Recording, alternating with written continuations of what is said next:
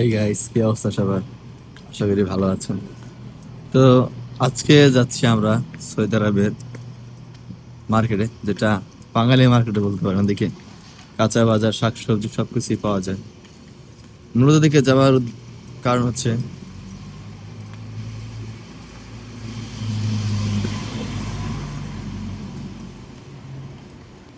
আমার কিছু বাজার কেনা প্রয়োজন। বাজার শেষ হয়ে গেছে, বাজার কিনে দেখি এবং আপনাদের ঘুরে দেখাবো আজকে সৌদি আরবে বাঙালি বাজার কিভাবে বসে, এরকম কিরকম হয় বাঙালি বাজার মূলত। তার পাশাপাশি আরো নানা রকম কিছু দেখতে পারবেন। দেখি তো আপনাদের আরেকটা জিনিস দেখে, এই দেশে সব দেশে কিছু না কিছু প্রাকৃতিক সৌন্দর্য আছে, কিছু না কিছু ঐতিহাসিক সৌন্দর্য আছে। এই দেশে ঐতিহাসিক কিছু সৌন্দর্য হলো এই দেশের বাড়িঘর, এই দেশের মরুভূমি। তো এই দেশের আমাদের বাংলাদেশে যেরকম রং বেরঙের দালান উঠে, রং বেরঙের বাড়ি উঠে, লাল নীল এক এক রকমের, কিন্তু এই দেশে কিন্তু সেরকম উঠায় না। এই দেশে সব মাটির কালারের ঘর উঠায়, যেটা এই আরব দেশের সৌন্দর্য।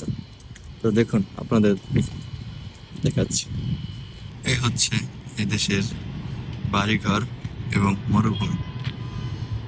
দেখতে পাচ্ছেন সব এক রঙের ঘর, না লাল, না নীল, না অন্য রকমের।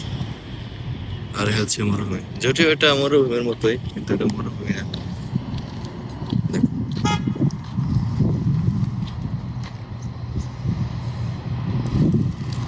কোনো মানুষজন নেই এদিকে। এখন দুপুর, তাই এরকম মানুষজন বেশি একটা নেই। আর এটা হলো ইন্ডিয়ান এরিয়া। ইন্ডিয়ান এরিয়া আমাদের বাংলাদেশে যেরকম এরিয়া থাকে নানা বিদেশের মাটিতে, যেরকম এদেশে ইন্ডিয়ান এরিয়া থাকে, পাকিস্তানি এরিয়া থাকে। কারণ নিজেদের এরিয়া থাকা মজাটা আলাদা। কারণ ওদিকে যেদিকে মনে করেন ইন্ডিয়ান এরিয়া এরিয়া, সেদিকে সব ইন্ডিয়ানরা বসবাস করে। যেদিকে পাকিস্তানি এরিয়া, সেদিকে সব পাকিস্তানি বসবাস করে। বাঙালি এরিয়া, বাঙালি বসবাস করে। তো এদিকে সম্ভবত মানে কাজ চলছে, কিছুদিনের ভিতরে দিকেও বাড়িঘর উঠে যাবে। তো চলুন আমরা যে টপিক নিয়ে বার করছি সেই টপিকে চলে যাই। তো এখন আমরা যাব বাজারে। বাজারে গিয়ে কি কি শাকসবজি করছে তা দেখে আসি এবং কি কি কেনা যায়। এই আরব দেশে মানুষ সচরাচর বের হয় না এই টাইমে, কারণ এই টাইমে এদিকে আবহাওয়া প্রচুর গরম থাকে।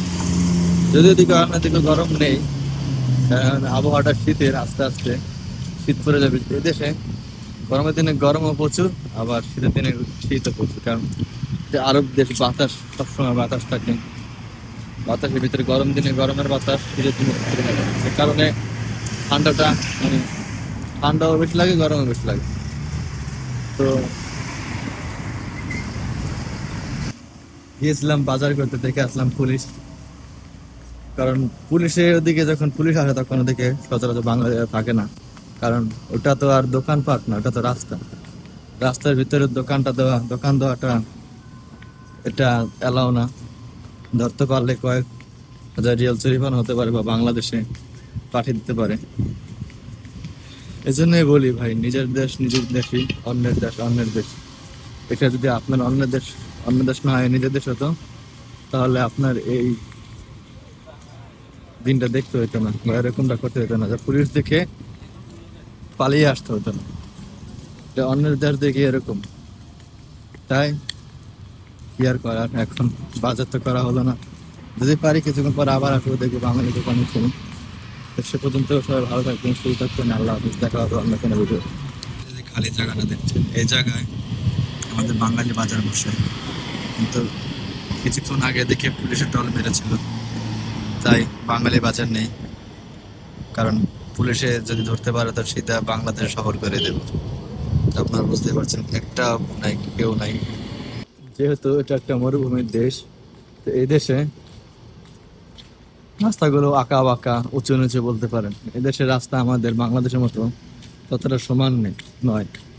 বরং এটা আরব দেশ না, অন্যান্য সব দেশেই আছে, কিন্তু আমাদের বাংলাদেশে এরকম উঁচু নিচু রাস্তা নেই। এরকম ছোট ছোট সরু নেই, ছোট ছোট গলি নেই।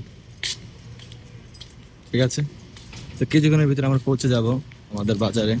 ততক্ষণ পর্যন্ত না হয় একটু অপেক্ষা করুন।